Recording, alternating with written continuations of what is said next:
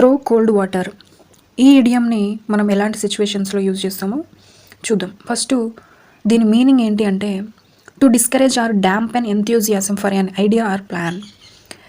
మనం ఒక ఐడియాని కానీ ప్లాన్ కానీ డిస్కరేజ్ చేసినప్పుడు, దాని మీద అవతల వాళ్ళకు ఉన్న ఉత్సాహాన్ని తగ్గించినప్పుడు మనం ఈ త్రో కోల్డ్ వాటర్ అనే ఇడియంని యూజ్ చేస్తామన్నమాట.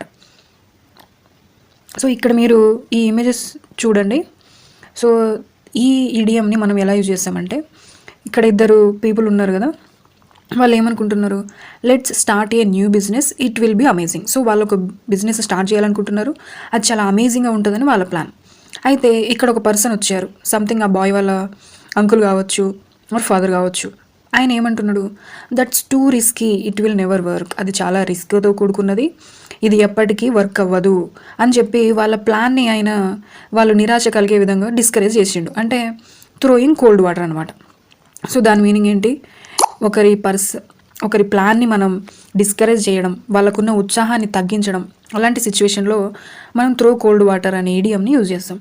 సో ఆ అంకుల్ అలా అనడం వల్ల ఆ ఎఫెక్ట్ ఏమైందంటే, వీళ్ళు ఏమనుకుంటున్నారు ఇప్పుడు, maybe it's a bad idea, ఇది ఒక బ్యాడ్ ఐడియా అని చెప్పి వాళ్ళు ఫీల్ అవుతున్నారు. I guess you are right. ఆమె ఏమంటుంది, నువ్వు కరెక్ట్ అని చెప్పి. సో ఆ అంకుల్ అలా అనడం వల్ల వీళ్ళు డిస్కరేజ్ గురైపోయి ఆ బిజినెస్ ప్లాన్ని రద్దు చేసుకున్నారు.